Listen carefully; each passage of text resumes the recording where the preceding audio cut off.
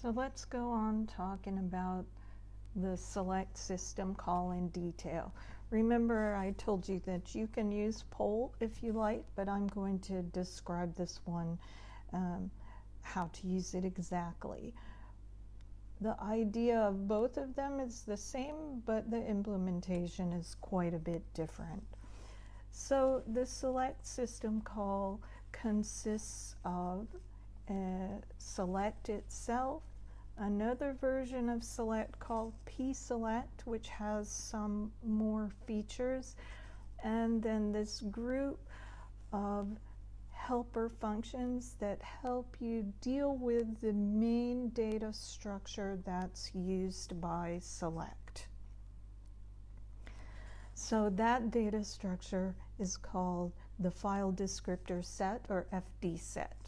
So an FD set is an array of bits, and its size is an operating system constant, FD set size, which you will find in your operating system is usually set to 1024, which is the maximum number of open files allowed per process.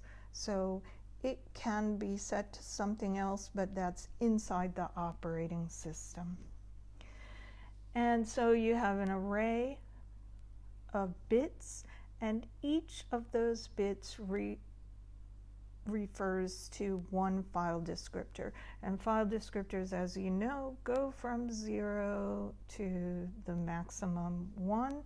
So file descriptor 0, which is standard in, has the first bit, and file descriptor 1, standard out, is the second bit, and so on. So 1 bit per file descriptor. So this file descriptor set, FD set, is used as 3 of the parameters for select. So you pass these FD sets to select to tell it which sockets you're waiting for what events on. So you pass it one FD set. These are the sockets I am waiting to read. So for the sockets set in this FD set, then I want to hear about if they become ready to read. That means data arrives on that socket. A socket becomes ready to read either because data arrived to your machine or because that socket got closed. You might think, oh, that's an exception, but it's not an exception, it's a normal behavior. So ready to read means either data is there or it got closed. Ready to write, well, sometimes you can't write on a socket because the network is slow and it actually gets filled up with data. That happens very seldom. That will never happen with the kind of programs that we're writing, especially because we test them on the same machine, so there's no actual network in between. So we won't worry about ready to write. We'll assume our sockets are always ready to write. Then exceptions on the socket, that's also really, really rare and doesn't happen, especially when you don't have a network again. So we won't worry about that one either. We will only concern ourselves with sockets who are ready to read. That means data arrived from the client or the client closed the socket. So as parameters, if you're only concerned about these read ones, then you can pass null for the sets that you're not interested in. Operating system just says, oh, this guy isn't interested in checking sockets for exceptions or ready to write. But if you were using more than one of them, you can put the same file descriptor in any of the groups you want to. So the other argument that you pass as the first argument to select is NFDS. That stands for number of FDs, number of file descriptors. And so you pass the largest open or file descriptor of interest plus 1. That would mean the total of file descriptors being monitored. So you can always pass the FD set size for NFDS. Then the operating system will monitor all the sockets. But that's a waste because most of those sockets probably aren't open. Maybe you have 10, 20, 30 sockets open, but probably not 1,024. So this NFDS is for efficiency, and you should keep track of it and pass it to select to make everything work better. So you use the FD set to indicate to select which FDs you're interested in. And not surprisingly, those will be the ones where the bit is set to 1. So if we look here, if we pass this FD set to select, we would be saying, hey, I'm interested in you monitoring socket number 3, socket number 5, socket number 6. Those are the ones you need to monitor. I don't care about the other ones. Maybe those other ones are open too, but you don't care about them. You just care about the ones that have the bit set to 1. Now, the difficulty, I guess, is that select uses that same FD set to pass information back to you. That's why those FD sets are passed to select as, oh, excuse me, I meant to go backwards. You see that they're passed here as pointers. That allows the function select, that code can actually edit the FD set that you passed it. So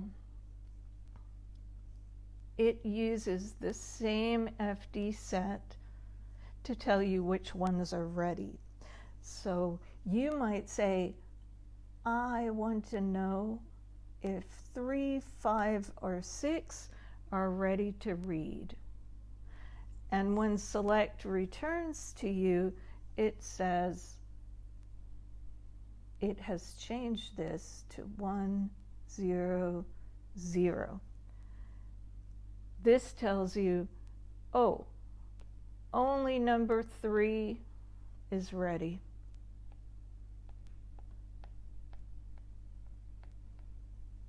So this same method is used for you to tell select and for select to tell you, or you to tell the operating system and the operating system to answer you. The same exact FD set. All right, so the helper functions fd0, fdset, fdclear, and fdisset are the ones that you use to manipulate the bits in the FD set. You don't go around using and or to manipulate those bits. We have these helper functions. So the first one is fd0. It sets all the bits to 0 because that's the right initialization. Is you don't care about any sockets until you start finding out the sockets that you care about. fdset turns the bit for the FD that you pass it to 1. So it sets that bit on or sets it to 1. And FD clear does the opposite. It sets the bit to off or to 0. And finally, FD is set tests a certain FD to see if it's 1. So it gives you true if it's 1 and false if it's not, if it's 0. So again, we'll point out, because it's quite important, that the same FD set is used to send information to select and receive information from select. That means if you have a certain set of FDs that you're monitoring, you need to keep a copy of that so that select doesn't overwrite your original set. So suppose all these sockets are open, you have clients on these sockets 3, 5, 6, 7, then one time you call select, 7 will be ready. Another time you call select, 3 and 5 will be ready. So depending on what's happening, this call to select will change your structure, and every time you call it, you need to refresh your structure with the actual set of bits that you're interested in. And so as you go along in your server, as you've seen in the sample code I've given you, as usually the first socket is this one. Let me clear this off this screen. So the first socket that you get is 3. Reason is what? This is standard in, standard out, and standard error. So these 3 you don't care about unless you're getting user input at the same time. Oops. So if you're only concerned about sockets, the first one is going to be number 3, and that's going to be your main socket. I call it the accept socket. That's the one where you're getting new clients on. So you'll always be monitoring that in your loop, checking to see if new clients have come. And as clients show up, you're going to be interested in them, so you're going to be setting their bits into your FD set. And if one client finishes its work, then you're going to have to set its bit back to 0 because that socket is closed. And you know, the operating system little by little tries to keep these file descriptors low. So if file descriptor 4 hangs up and then a new client comes, they're going to likely get 4, and then you'll be setting that one. So it tries to group them together. It doesn't just go up, up, up, up, up. As people are coming, going, it's filling up the empty spaces. So, and if you saw the example code, and I'm going to go over that too in another video, you will see that that code is just in a giant loop, basically keeping track of which file descriptors we're interested in. Finally, let's say that select is a nice function because it will block forever, but if you don't want to block forever, you can set a timeout. So if some client doesn't respond fast enough, you can use this timeout in select to kick them off your server. You know, if they're idle, you don't want them holding up one of your sockets. So if you set the timeout parameter to null, select will block forever. But you can set it to some number of microseconds to wake up. So you can wake up at that time and you can run through your whole set of sockets and see if anyone's idle that you want to kick out. So you can use this waking up time to do whatever other kind of housekeeping things that your server has to do. So it doesn't need to be blocking, not on read and not on accept either. And then p-select, you can set the timeout very, very small, and you can also wait for signals, but we're not going to go into that. That's why in the code I've given you, I just used select. All right, that's the end of these slides.